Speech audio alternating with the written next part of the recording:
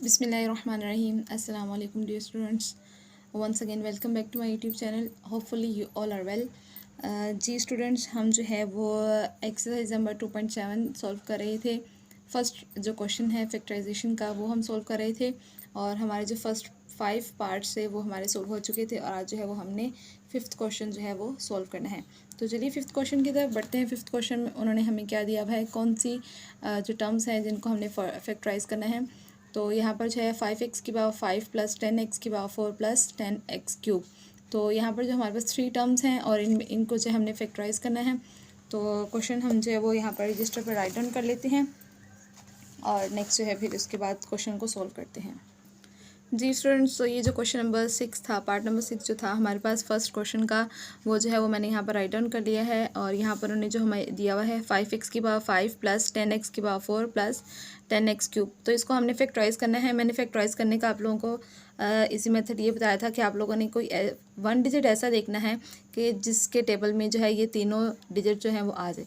तो अगर हम यहाँ पर 5 को लेते हैं, 5 मल्टीप्लाई 1 करते हैं तो 5 1 जो है वो 5 आ जाएगा। अब जो है वो हम अगर यहाँ पर x की पावर जो 5 है इसको हम जो है वो अगर हम इसकी फैक्टराइजेशन करते हैं तो x मल्टीप्लाई x यहाँ पर इट्स मीन कि हम यहाँ पर x को जो है वो 5 टाइम जो है वो यहाँ पर राइट डाउन कर देंगे। प्लस 5 को हम 2 के साथ मल्टीप्लाई करें, 5 2 तो हमारे पास 10 आ जाएगा। इस तरह से x की पावर 4 जो है इसको हम ओपन करके यहाँ पर राइट डाउन कर लेते हैं। नेक्स्ट जो है वो हमारे पास 15x क्यूब है। तो यहाँ पर 5 को जब हम 3 के साथ मल्टीप्लाई करते हैं तो हमारे पास 5 3 15 आ जाता है और यहाँ पर जो x है इसको हम जो है वो ओपन करके राइट डाउन कर लेते हैं। अब यहाँ पर देखिए कि तीनों टर्म्स में जो हमारे पास कॉमन वैल्यू आ रही है वो हमारे पास 5 है। 5 जो है वो फर्स्ट टर्म में भी है, सेकंड टर्म में भी है और थर्ड टर्म में भी है। तो इट्स मीन कि जो 5 है ये हमारे पास कॉमन है। इसके बाद जो हमारे पास x जो है ये हम देखते हैं, x जो है वो हमारे पास कॉमन है। तो how many x are common in these three terms। तो there are 3 x's are common in these 3 terms कि यहाँ पर 3x जो है वो फर्स्ट टर्म में है and also 3 x's are second term and the last third term में भी जो है वो 3 x's जो है वो यहाँ पर कॉमन है। तो हमने जो है ये 3x की पावर 3 हम इसको यहाँ पर ओपन करके नहीं लिखेंगे बल्कि पावर के साथ जो यहाँ पर इसको हम शो करेंगे। तो यहाँ पर देखिए, यहाँ पर जो है वो हमारे पास x की पावर 2 जो है वो रह गई है, x की पावर 2 लिख देते हैं। नेक्स्ट जो है वो हमने 5 जो है वो कॉमन निकाली था, हमारे पास 2 रह गया, 2 और x जो है वो आ जाएगा साथ। प्लस यहाँ पर लास्ट में जो है वो हमारे पास सिंपल जो है वो 3 जो है ये हमारे पास रह गया।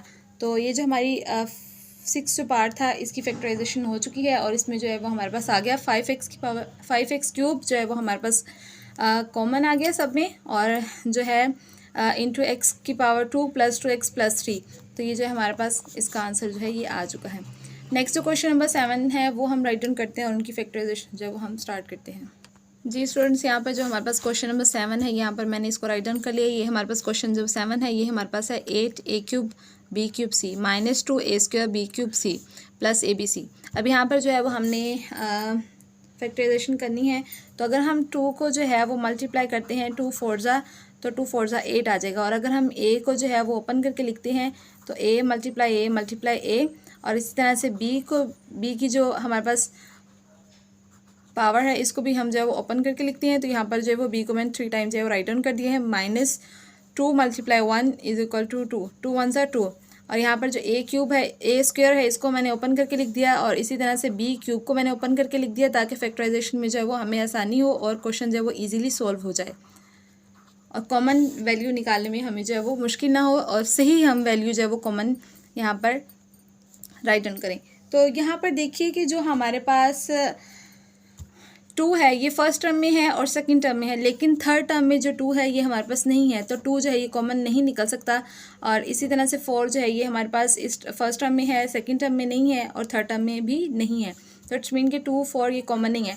अब जो हमारे पास अल्फ़ाबेट्स हैं तो वो उनको देखते हैं हम। अगर हम लास्ट टर्म में देखें तो यहाँ पर हमारे पास जस्ट 1a है, 1b है और 1c है सिंगल पावर के साथ। तो अगर इट्स मीन कि जो सेकंड टर्म है और जो फर्स्ट टर्म है इनमें भी 1a है क्योंकि यहाँ पर जो है फर्स्ट टर्म में जो है वो 3a क्यूब है, मतलब 3a's हैं और इसी तरह से b क्यूब था तो यहाँ पर 1b तो ऑब्वियसली कॉमन है और इसी तरह से सेकंड टर्म में जो हमारे पास 2a² है तो यहाँ पर a जो है वो हम कॉमन ले सकते हैं, और b³ है तो इसमें से भी हम b जो है वो कॉमन ले सकते हैं, और फर्स्ट टर्म में भी c है और सेकंड टर्म में भी c है और थर्ड टर्म में भी। तो इट्स मीन कि जो हमारे पास कॉमन वैल्यू है वो हमारे पास है a b c। बाकी जो वैल्यू है हमारे पास 2 4 इसको हम ओपन अगेन मल्टीप्लाई करके यहाँ पर राइट डाउन कर देंगे, और यहाँ पर जो हमारे पास 3a थे हमने उनमें से 1 जो है वो कॉमन ले लिया, बाकी हमारे पास a² रह जाएगी। इसी तरह से b² रह जाएगा और c नहीं आएगा क्योंकि c 1 ही था फर्स्ट टर्म में, तो वो जो है वो हमने कॉमन निकाल लिया। नेक्स्ट जो है वो हमारे पास 2 आ जाएगा, 2a b² और c जो है वो नहीं आएगा क्योंकि c हमने कॉमन ले लिया था। और नेक्स्ट जो है वो हमने जो थर्ड टर्म थी हमारे पास a b c, ये तीनों ही हमने कॉमन ले लिए, तो यहाँ पर जस्ट 1 आ जाएगा। ठीक है, तो ये जो हमारी फैक्टराइजेशन थी 7th क्वेश्चन की, ये भी हमारी सोल्व हो चुकी है। अब जो है हमारे पास 8th पार्ट है वो हम देखते हैं। 8th पार्ट में उन्होंने हमें क्या जो है वो टर्म्स दी हुई हैं। जी स्टूडेंट्स, यहाँ पे जो क्वेश्चन नंबर 8 है वो मैंने यहाँ पर राइट डाउन कर लिया है। क्वेश्चन नंबर 8 में देखते हैं हमारे पास किस तरह से हम इसको इसकी फैक्टराइजेशन करते हैं।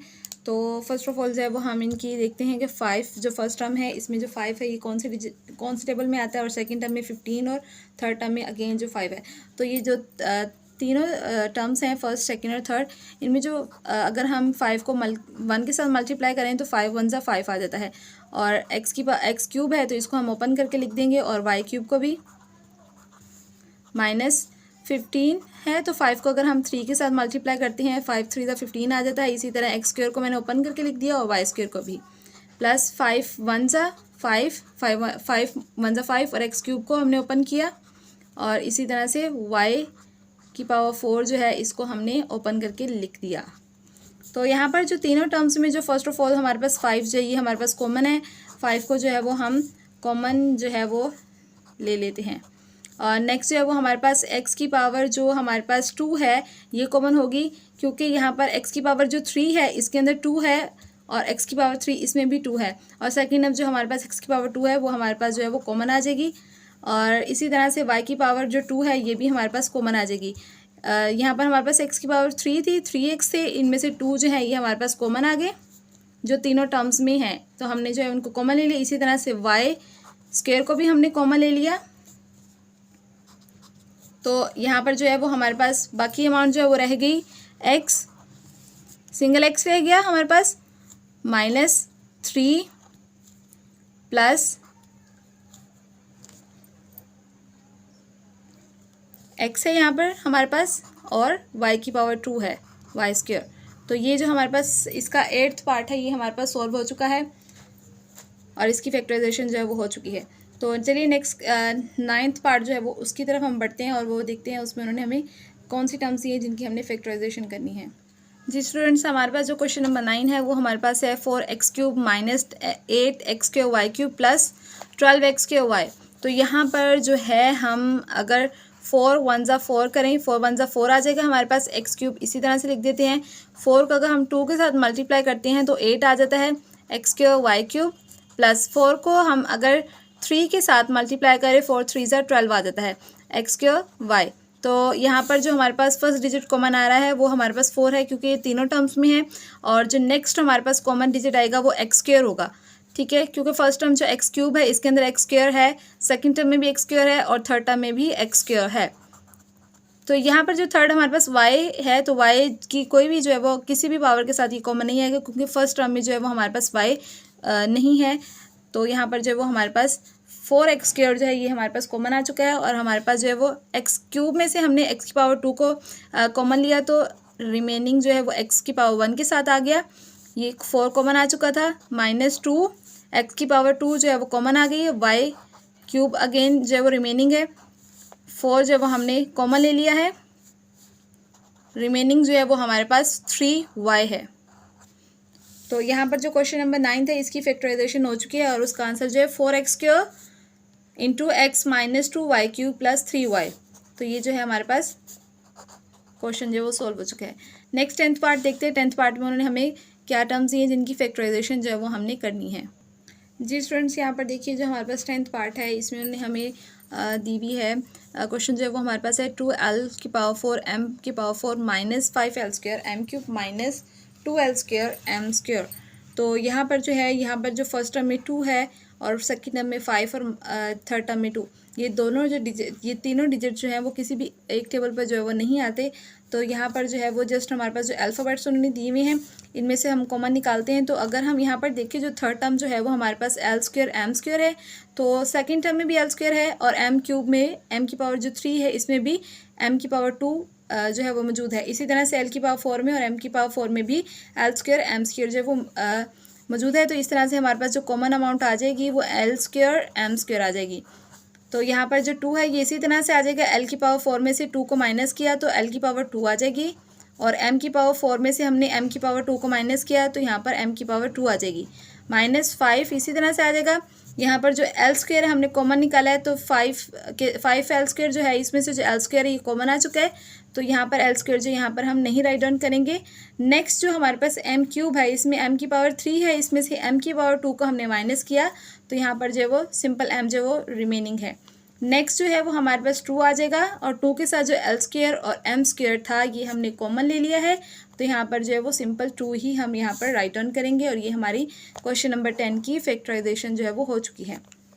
नेक्स्ट जो हमारे पास क्वेश्चन नंबर 11 है, क्वेश्चन नंबर 11 में उन्होंने हमें दिया है एक्स स्क्वायर वाई की पावर 5 माइनस एक्स की पावर 4 वाई 6 प्लस x2 और वाई क्यूब।